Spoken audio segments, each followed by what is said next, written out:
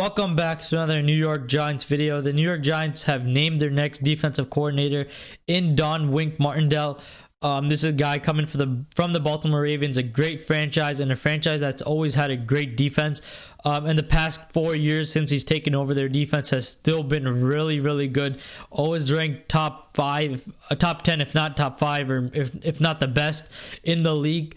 I think this is a great hire. There was a couple finalists out there. Fangio was a guy that some people in the building really liked. I don't know if he got an interview or not. That never came out. Sean Desai got an interview, who was from the Chicago Bears. Mike Zimmer was also available. There's a couple of guys out there. Patrick Graham too. I think I didn't get to make a video on this, but I kind of wanted Graham to stay just because he's been with this defense and this scheme for 2 years and kind of really built a relationship and really made this defense good. It was really, before he got here, before the Judge regime got here, the defense was ranked almost at the bottom of the league, if they weren't the worst. So I think with Martindale, he brings a similar scheme. It's a 3-4 defense under him as well, and Patrick Graham also ran that. But the only difference is he's really aggressive, and when you're really aggressive, that means you need a great secondary, and I think the Giants are gonna have to invest in that. We already do have James Bradbury, Adoree Jackson. I guess you could even put in Darnay Holmes in there. Aaron Robinson, we drafted in the 3rd round, actually traded up for Aaron Robinson. And then at the safety position, we do have Logan Ryan, Xavier McKinney, Jabril Peppers. All this sounds great right now on paper, but the thing is, Bradbury can be gone, Logan Ryan can be gone, Jabril Peppers is most likely gone, and then you're left with Adoree Jackson, your number 1, and then at number 2, who do you really have? Aaron Robinson, Darnay Holmes. You don't really have anybody. Rodorius Williams, who tore his ACL. So we're going to have to invest in the secondary if we do let go of James Bradbury. And at the safety position, we didn't think this was an issue the last couple of years, but now it kind of is. Peppers is most likely to walk, him being due a second contract. Logan Ryan, he's not getting any younger, and he's also taking up $10 million in cap space. Xavier McKinney is definitely going to be here for the future. I think that's a building block you need, and it's great we do have him. With Martindale, with the blitz heavy defense, I don't know. We can't really invest a 1st round pick in a secondary. Maybe you take Kyle Hamilton if he slips to 5 or maybe even 7, but you're not really willing to take a corner. At least I'm not in the 1st round when you have more pressing needs. I think you could win a championship with average safeties, but you really can't without a average offensive line or even above average. Right now, there's teams in the Super Bowl, the Cincinnati Bengals. They don't have a great offensive line, but they kind of make up for it with the weapons and a great quarterback in Joe Burrow. I think, and their offensive line, it's not even that bad when you compare it to us. When you compare it to the other offensive lines, the top in the league, then it kind of seems like their offensive line isn't good. But compared to us, their offensive line isn't even that bad. Ours, you could say, maybe you want to argue it's average, but our offensive line is not even serviceable. The only good guy you have on there is Andrew Thomas. You really need guys on the offensive line from the draft or maybe even through free agency. But more about Martindale, great hire. I really wanted Graham, but with a similar system, a scheme that's kind of what these players are used to. That's kind of good. Then the guys don't really have to learn a completely different position, because if you switch from a 3-4 to 4-3, guys like Azeez Ojulari are gonna have to learn a different system. They're gonna have to more be of a defensive ends than outside linebackers, which is, changing position doesn't seem like a big issue when it's on the defensive line, but it kind of is, because you do have to learn different, how you approach the tackles and everything like that. So there is a good thing that the scheme is the same, but a lot of people wanted Graham to get more aggressive. They felt like he was too passive. They felt like he played a lot of soft zone coverages, and whenever they did play man, they played soft man, and the guys were like 10-15 yards off the line of scrimmage. With Martindale, that is the complete opposite. You're not going to get the same thing with him. They're gonna have a lot of safeties blitzing, a lot of corners blitzing, a lot of that kind of stuff, linebackers even. So your secondary is gonna have to hold up. Again, it always comes down to the secondary, and the edge rushers need to be good. and that takes a lot of pressure off of the secondary. And even when you're blitzing, that just, if you do have great edge rushers and then you have great safeties or great blitzers, that just overloads the offensive line, and you're most likely able to get a sack or a pressure or some type of thing that creates a negative play for the offense. But with the Ravens, he's always had a great defense, except for the last year where their defense wasn't the best, but that's because of injuries and all that kind of stuff, where players also left due to contracts. But you can't, that's not really on him, just because he doesn't handle all that kind of stuff. But you do expect a coach to work around all that kind of stuff. But in a way, he did. Their defense wasn't even that bad last year compared to us. Certain categories, they were still better than us.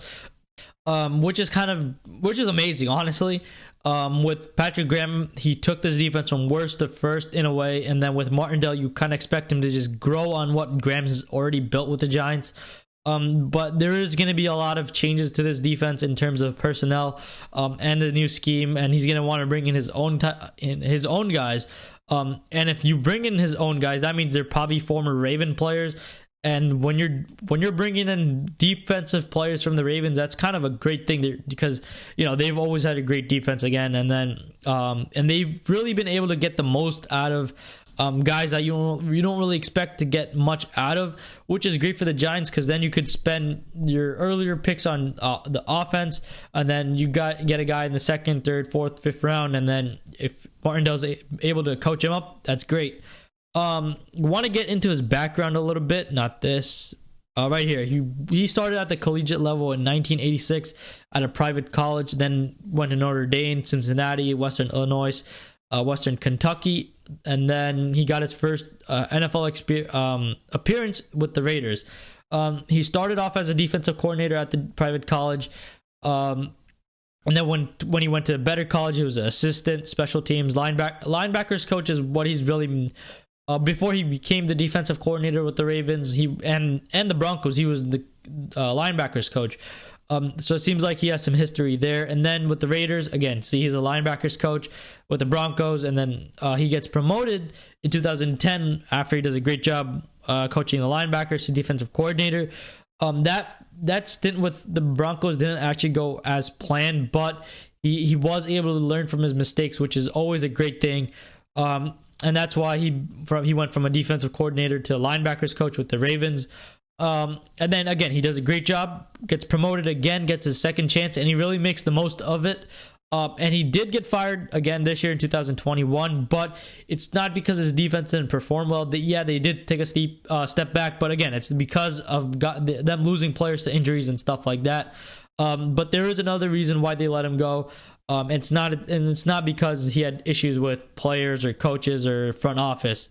It was more because of a contract issue. I'll get into it a little bit later. Actually, I'll pull that up right now. So this is what John Harbaugh had to say about Martindale when they were parting ways. We had a great run on defense, and I'm very proud of what has been accomplished and the hard work he has done, Harbaugh said in a statement. Don has been a major contributor to the offense, to the success of our defense since 2012, and especially since he became defensive coordinator 4 years ago. He has done a great job, and now it is time to pursue other opportunities. Sometimes the moment comes, and it's the right time. I'm personally grateful for our friendship and for everything he has done in Baltimore. And then at the end, you kind of see that, according to ESPN source, because I got this off of ESPN, both sides couldn't reach an argument on a 1-year extension through 2023. And to me, that's a good thing to hear, just because you don't want to coach who has some past history in terms of having issues with guys or their players. And good thing it was due to a contract issue. And Martindale's a guy that's been kind of a guy that's a lot of teams have been after in a way as well. The Giants have interviewed him in 2020 when we needed a head coach, and he did get the interview. He did a great job during the interview as well, but the job ultimately went to Joe Judge, and he went back to Baltimore. But it seems like the Giants have always had an interest in him, and him having a great interview back then and now as well. he's got the job. And if you kind of think about it, it kind of worked out because, you know, we were going to hire him as a head coach, but now we get him as a defensive coordinator, and that's kind of great. The guy with experience and a first-time head coach, kind of a great pairing as well. And this is a guy that Dable wants. And for me, that's learning from the Joe Judge experiment. I think that's the most important thing right now, for the head coach to make his own decision. I want him to bring in his own guys, so down the road, if there is an issue, the coach can't point to ownership or the GM or whoever it is that, oh, you handicapped me, you didn't let me run things the way I want to, and because of that I failed. So it's kind of great that Graham kind of won. I mean, even though I wanted him to stay, it's kind of great that he did leave, just so down the road, if Dable is not the guy, knock on wood, that's not the truth. He can't point to saying that, oh, I didn't want this guy or I didn't want that guy. So this is great. And the next thing I wanted to bring up was this. Actually, I'll bring up this first. This was from Marcus Peters, a player that played under him, and when he was let go, he had a couple words to say. He said Wink was a real one, respect big dog, and that just kind of shows his players do have respect for him, do feel like he did a great job, put them in the best position to win. So that's kind of great. Hopefully the guys on the team right now are able to form a chemistry with him, kind of like the way that you were able to with Patrick Graham. And as fans, that's all we can do, hope. And this is what I wanted to bring up next. This was from Talking Giants on Twitter. Bobby Skinner posted it. And from here, the first thing you see is the blitz rate. And from when he took over in 2018, they've had the best, they've blitzed the most in the entire league in 2018, 19, and 20. In 2019, 54.4% blitzing rate. That's kind of alarming.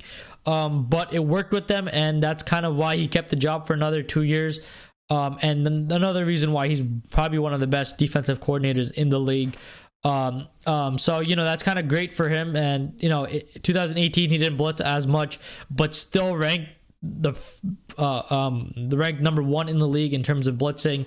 In 2021, we kind of see him take a step back, went from the first to the sixth. That's still a high percentage at 31.1.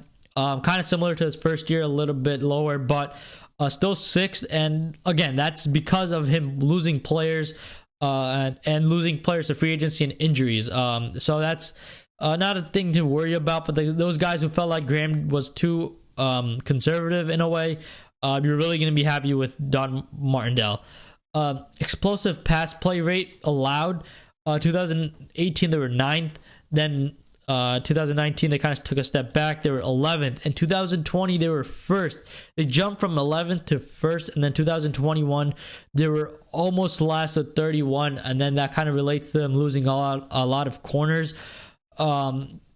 So I think that's not a thing to worry about, just because his track record does show that he's able to get the best out of his defense. But when you don't have the players, you can't really expect much. It's kind of like with our offensive line. We do have Andrew Thomas, but besides for that, we don't have anyone. You don't really expect much out of them. You can have a great offensive line coach. You could have a great offensive coordinator, but to a certain extent, you do need the players to be kind of productive. And overall, their defensive rankings are 4th his first year, then 5th, then 9th in 2020, and 2021 28th. And we kind of see the same trend with every stat that in 2021 they've taken a huge step backward.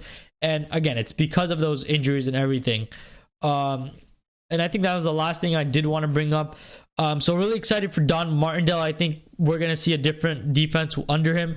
Same scheme, obviously, but with 3-4 defense that relies a lot on the blitz. Expect if and that's a big if our secondary is still intact, and if we're able to replace guys, if we do get rid of some guys like Peppers, and if we're able to replace them and have guys play at around like the same production rate, then I think this defensive scheme and him being this aggressive should work. I don't expect him to step back away from what he's been doing and having had success with the Ravens with. I don't expect him to get conservative or too soft in terms of coverages and everything like that. But if, let's say, we don't have the players and we are, running that blitz heavy scheme and defense, and if things aren't working that way, I hope and I pray for that he adjusts, because at the end of the day, the NFL is a lot about adjusting. Patrick Graham was absolutely amazing at that. He made adjustments during halftime or even when the game was going on. And we really saw that on the field, and it does make a huge difference. And when you're a coach, if something's not working, your way isn't working, then you have to be able to just step back a little bit and just say, okay, this is not working. I need to go back to whatever isn't working, even though that isn't his philosophy. So that's going to do it for this video. Don Martindale, I think right now seems like a great hire. Things can change, but Daboll's getting his guys. And there shouldn't be excuses going forward. But when you do get a guy from the Ravens, the Buffalo Bills, and the Kansas City Chiefs, those are the three of the best franchises in the league right now, having tons of success. That's kind of the road to success for the New York Giants, bringing in guys from these type of organizations. So that's going to do it, and see you until next time.